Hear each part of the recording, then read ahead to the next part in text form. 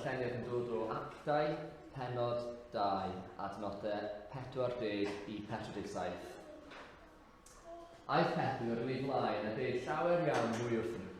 Roedd yn ei rhybuddio nhw ac yn apelio'n dair, a chipwch eich hunain o afal yn gymdeithas troedydd yma. Dyma rhai'n thredu be oedd Pedr yn ei ddweud yn cael ei gwydyddio, tua 3,000 ohonyn nhw y diwrnod hwnnw. Roedden nhw'n dal ati o ddifri, yn dilyn beth oedd yr apostolion yn ei ddysgu, yn rhannu popeth, yn bwyta a dathlu swperradlwydd ac yn gweddio gyda'i gilydd. Roedd rhyw ymdeimlad o rhyfeddol dofn yn ei plith nhw. Roedd yr apostolion yn gwneud gwirthau rhyfeddol, oedd yn dangos bod Duw gyda nhw. Roedd pawb oedd yn credu, yn teimlo'n bod nhw'n un teulu, ac yn rhannu popeth gyda'i gilydd. Roedden nhw'n gwerthu eu hyddo er mwyn gallu helpu pwy bynnag oedd mewn angen. Roedden nhw'n dal ati gyfarfod bob dydd yn hwrt y demol ac yn bwyta a dathlu swper yr arglwydd yn hau ei gilydd yn llawen a hael. Roedden nhw'n moli Duw ac roedd agwedd pobl sydd ato nhw yn bositif iawn. Roedd mwy a mwy o bobl yn ymuno â nhw ac yn cael eu hachub gan Dduw bob dydd. Oce, ti'n cael rhaid. Dwi'n reit hapus o'r ffrindiau gorau. O'n i'n deithio o'r eich bod Duw am i ti. Sio dechrau nhw fi ar does. Rwy'n angofio pa mor bach di. Oedd Ioan ddim yn babi bach rwan, ond bach dyn nhw di. Maen nhw'n tyfu bethau mawr dydyn. Allwn ni'n codi gwylyn tudur erbyn hyn fel yna. Reit, dewch chi gael ein technoleg. Fel bod hwn yn cael ei recordio. Diolch Gwilym am darlleniad. Wan sa dwi'n cychwyn ar gyfres o ryw 2 pregeth. Falla bydd hi'n bedair, ond o'n i isio ffitio nhw mewn i mis Ionawr, y 3 Sul, bora di Sul, cynta, dechrau flwyddyn newydd, dechrau fel da ni'n bwriadu mynd ymlaen. Meddwl am yr hyn fydd yn digwydd, a sut da ni'n mynd i wynebu, beth bynnag sgyn 23 i lichio tuag ata ni. Ac wrth feddwl am hyn, dwi'n cerdded ben bora yn gynnar, ac o'n i cerdded heibio drws nesa'n dyn ar Dorchester Avenue. A mae dyn drws nesa'n dyn wedi gwneud low maintenance garden. Ac felly mae ganddo fo lawnt blastig yn y tu blaen, tebyg i hon. Nid hon ydi di fo. Ac yn y cefn mae wedi cael lawnt blastig, a mae'r cefn reit hir ar Dorchester Avenue. A dwi wedi gweld yr lawnt gefn, a mae'n mestyn yn ôl at yr gweddillion Rhufeinig sydd yn pen y lan. A low maintenance ydi o. Mae o'n wyrdd iawn, mae o'n aros yr un fath bob amser, does na ddim tyfiant, does na ddim blodau, does na ddim coed, does na ddim dail yn tyfu, does na ddim dail yn syrthio mwyn i brwsio nhw yn yr hydref. A dyna oedd o isio.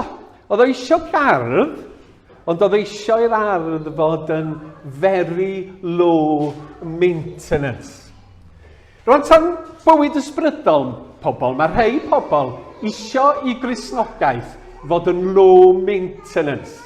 Sef bod nhw'n gwneud cyn lleiad a phosib, ond bod nhw'n parhau i ddal rhyw fath o gysylltiad hefo ffydd ac hefo Cristnogaeth. Maen nhw eisiau eglwysu low maintenance.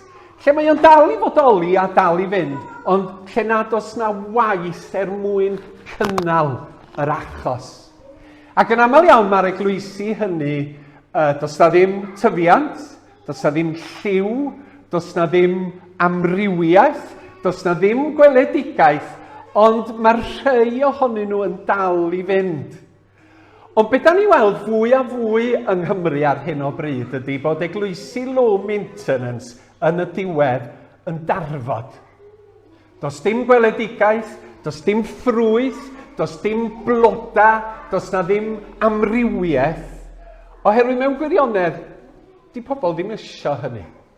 Be maen nhw isio ydy mynd falla unwaith y flwyddyn mewn ardaloedd gwledig i'r cwrdd diolchgarwch, mewn ardaloedd dinesig oedfa nadolig falla, ond dyn nhw'n gweld pwynt i ymroi i fywyd Cristnogol ac i fywyd eglwysig.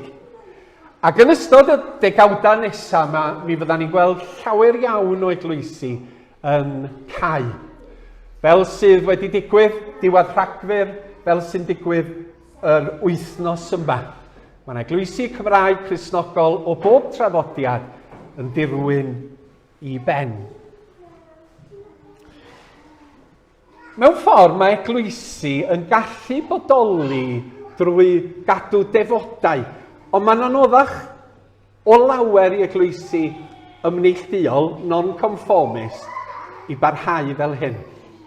Mewn gwledydd Catholig, mae yr eglwys Catholig yn gallu bodoli heb bod neb yn mynd yna, ond bod nhw'n cadw at y llith, cadw at yr Iwcharist, yn ddyddiol ac yn gyson, ac yn cario ymlaen hefo'r defodau.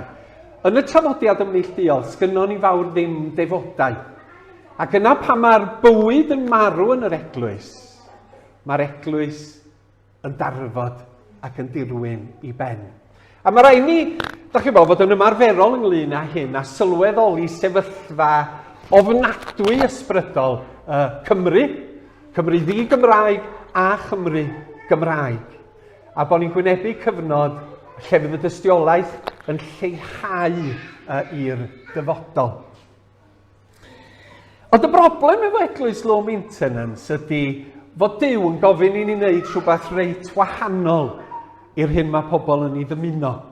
A fod Duw yn herio ni i ymroi, i fod yn ffyddlon, i fod yn driw, i fod yn cysegru'n amser a'n donia a'n adnoddau i waith Iesu Grist. Ac ar ddechrau blwyddyn, da ni'n gofod gafal yn yr her yma, a sylweddoli fod Duw eto 2023 ddim yn gofyn i ni fod yn eglwys low maintenance, ond i fod yn eglwys ffyddlon, ddiwiog, weithgar a thriw i be mae Duw yn ofyn i ni wneud. Beth bynnag ydy'r amgylchiadau da ni yn ei wynebu. Yn y traddodiad Cristnogol Cymraeg, mae gennym ni enwa am yn cyfarfodydd yn does, fel addoliad, mynd i'r mawl, oedfa, ystyr oedfa ydy oed, bod pobl yn dod at ei gilydd. Yna, yn y de yma, mae pobl yn dweud cwrdd. I chi mynd i'r cwrdd nawr te? Cwm Tawedd hwnna? I chi mynd i'r cwrdd. Ond un dwi'n hoff iawn ohono fo, sydd ddim yn cael ei ddefnyddio lawer erbyn hyn, ydy moddion gras. Oedden nhw'n dweud yn y de yma, da chi'n mynd i'r moddion? Ac oedd hwnnw'n dod o'r term moddion gras. I chi'n mynd i'r cwrdd i gael moddion gras. A dwi eisiau cydion hwnnw yn ystod y 3 sul nesaf. Moddion gras. Gan mi ystyried beth i ystyr hynny ddechrau. Moddion gras. Yn Saesneg, maen nhw'n dweud the means of grace, moddion gras. Mae'r gair moddion, fel dwi'n dallt, yn dod o'r Lladin modia, a modd ydy yr fersiwn Cymraeg o'r gair Lladin modia, a mae hwnnw'n gallu golygu mesur bach, mesur môd, a dyna dwi'n credu lle mae'r gair moddion yn dod. Bod chi'n cael mesur bach o ffisig gan y doctor. Ac yna'r lluosog ydy moddion gras. Ond mae moddion yn golygu means, ffordd yma Duw yn gweithredu. A gynnwch chi'r cymlestod yn Gymraeg bod moddion yn golygu ffisig hefyd yn does. A mae rhywbeth hyfryd yn hwnnw. Moddion, means of grace. Ond bod moddion hefyd yn ffisig i ni.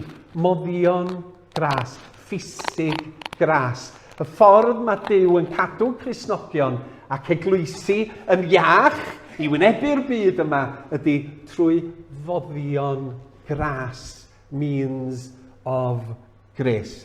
Dwi'n gwybod os da chi'n gwylio rhaglenni detective, mae'n gymaint ohonyn nhw, da a drwg. Modus operandi. Dr. Watson, what is the modus operandi here? Sef y ffordd o weithredu. So, da chi'n cael yr un syniad hefo modus grasiau, moddion gras. Y ffordd yma Duw yn gweithredu ei ras. A mae deall hyn yn bwysig i ni fel Cristnogion, oherwydd i bod o'n helpu ni ganolbwyntio ar bethau penodol, lle mae Duw yn esbonio ac yn rhannu ac yn rhoi ac yn atgyfnerthu y gras mae o'n ei roi i ni yn Iesu Grist. Moddion gras sy'n cadw Cristnogion yn iach yn y ffydd, sy'n cadw eglwysi yn eglwysi byw a ffyddlon. Meddyliwch sa chi mewn gwlad boeth. Mae rhai o'na chi'n mynd i wledydd poeth yn ystod y mis nesaf, a bod yr haul yn tywynnu, a bod chi'n teimlo yn sychedig yn y wlad boeth yma. A da chi'n dod at ffynon o ddŵr, a mae'r dŵr yn ddwfn yn y ffynon, a da chi isio'r dŵr, ond da chi'n methu cyrraedd y dŵr. A da chi'n edrych o gwmpas, a da chi'n ffeindio bwcad ar rhaff. A da chi'n gostwng y bwcad i mewn i'r ffynon, a da chi'n codi'r dŵr i fyny. A da chi'n yfad yn helaeth o'r dŵr. Moddion gras ydy'r ffordd mae Duw yn rhoi dŵr y bywyd i ni. Yr cyfryngau, y dulliau, y bwcad sydd yn dod â bendithion i ni, a iechyd ysbrydol i ni, fel dilynwyr Iesu Grist. Ac mae Duw wedi rhoi i ni fel Cristnogion gyfryngau i ni dderbyn yn gyson o'i ras yn Iesu Grist, a'i gariad, a'i nerth yn yr ysbryd glân, mwyn i ni gadw'n ffydd, mwyn i ni beidio a colli ffydd, mwyn i ni garu Duw, dod yn debycach i Iesu Grist, mwyn i ni garu cydddyn a phobl eraill yn well. Oherwydd mae gras yn rhywbeth sydd yn llifo oddi wrth Duw ata ni, ac oddi wrtha ni tuag at yn gilydd a tuag at y byd. Gras a chariad, nid megis wal, nid megis ment, gras a chariad, megis diliw yn ymdywar. Mae Duw yn arllwys i ras arna ni, a da ni'n tro yn ffrydio gras tuag at bobl a byd a chymdeithas sydd o'n cwmpas. Ac felly dyna bydda ni'n neud yn ystod y 2 sul nesa ar ôl neu 3 wrach. Mae'n dibynnu sy'n mae'r paratoi yn mynd. Dyna pam nes i ofyn i Gwilym ddarllen y darn yna o actau. Oherwydd yn fama, da ni'n gweld moddion gras yn yr eglwys bore. Sylwch ar y prif bethau sydd yn y paragraff. Oedden nhw'n dal ati o ddifri. Yn dilyn beth oedd yr apostolion yn ei ddysgu. Am Iesu Grist, am air Duw, oedden nhw'n dysgu gan yr apostolion. Oedden nhw'n hael yn rhannu be oedden nhw yn ei dderbyn. Yn bwyta ac yn dathlu swper yr arglwydd ac yn gweddio hefo'i gilydd. Felly, yn yr adnod yna, mae ganddo chi Gristnogion yn addoli fel cynulleidfa hefo'i gilydd, yr ysbryd glân yn galw nhw i fod yn bobl Iesu Grist. Mae ganddo chi heilioni, mae ganddo chi cymyn, mae sacrament yn rhan o'r ras, y cymyn a'r bedydd, yn bwyta ac yn dathlu swper yr arglwydd, a mae gweddio yn foddion gras. A mae gweddill y paragraff yn ailadrodd y pethau yma. Roedd pawb oedd yn credu'n teimlo bod nhw'n un teulu, y cyd-addoli, y cyd-fyw, yn rhannu popeth efo'i gilydd, gwerthu eiddo, roedden nhw'n dal ati gyfarfod bob dydd yn y deml ac yn bwyta dathlu swper yr arglwydd, yn hau i gilydd, yn llawen a hael. Roedden nhw'n moli Duw ac roedd agwedd pobl tuag ati nhw'n bositif. Roedd mwy a mwy o bobl yn ymuno ac yn cael eu hachub bob dydd. Felly, yn y paragraff yma, mae'r moddion gras, sef addoli gyda'n gilydd, cynnwys cymyn a bedydd, dysgu o air Duw yn fama trwy'r apostolion gyda'n gilydd ac yn bersonol, gweddio gyda'n gilydd ac yn bersonol. A mae Duw wedi dweud, dyma yn bennaf, nid yn unig, ond yn bennaf, yr moddion gras sydd yn eich tyfu a'ch eiddfedu chi fel Cristnogion. Dwi'n defnyddio'r rhain. Felly, os da chi am fod yn eglwys fywiog a ffyddlon a thriw, mae rhaid i chi weithredu moddion gras. Ac yn bywyd personol ni, os ydyn ni isio tyfu yn agosach at Dduw ac adnabod Duw yn well a bod yn debycach i Iesu Grist, mae rhaid i ni ddefnyddio moddion gras Duw. Pan mae hynny'n stopio, mae'r ffydd yn edwyno. Pan mae hynny'n stopio mewn eglwysi, mae'r eglwysi hynny'n gwanhau. Mae yna resymau eraill wrth gwrs, fel rhesymau cymdeithasol a newid yn y boblogaeth a newid yn yr iaith wrth gwrs, bethau cwbl resymol. Ond mae'r Beibl yn y dysgu ni, defnyddiwch foddion gras fel eich bod chi'n iach fel pobl Iesu Grist. Na i jyst roi diffiniad i chi o foddion gras. Moddion gras yw'r cyfryngau y mae Duw wedi'i rhoi, y mae'r ysbryd glân yn ei defnyddio i alluogi Cristnogion i dderbyn Crist a holl fanteision iachawdwriaeth. Dyna diffiniad o moddion gras i chi. A mae hyn yn bwysig oherwydd weithiau mae pobl yn cael syniadau amgen am ffydd ac adnabod Duw. Mae pobl yn sôn, dwi'n mynd i le o addoliad, dwi ddim yn rhan o eglwys, oherwydd dwi'n profi bod mynd i ddringo mynydd yn dod â'n fi yn nes at Dduw ac at y crewr. Neu dwi'n teimlo'n agosach at Dduw wrth wylio'r machlud yn Catmandu. Neu dwi'n teimlo'n agosach at Dduw os ydw i'n bungee jumpio yn aro trea. Dyna di'r enw am brodorol am yr ddwy ynys yna, ia? Y Seland Newydd. Da ni'n mynd nôl at. Ond nid dyna di Cristnogaeth. Cristnogaeth ydy bod yn rhan o iachawdwriaeth yn Iesu Grist. Wrach allwch chi gael profiad, dwi'n mynd bychanu hynny, o Dduw ar fynydd. Ond da chi'n mynd tyfu yn debycach i'r Iesu drwy y profiad yna. Ac felly mae'r gair yn hannog ni i arfer moddion gras. Fel yn bod ni'n tyfu fel Cristnogion, fel yn bod ni'n caru'r arglwydd a'i adnabod yn well, fel yn bod ni'n caru pobl eraill yn fwy, a bod yn eglwysi ni, yn eglwysi byw a gweithgar llawn cariad sydd yn tystio i'r efengil fendigedig yn Iesu Grist. Rwan ta, rwythos nesaf, os Duw a'i mynd, mi fyddwn ni'n meddwl am addoliad ar hyn da ni'n ei wneud o wythnos i wythnos, fel ffordd yr ydyn ni'n derbyn gras rhyfeddol Duw. Mwyn i enw. Amen.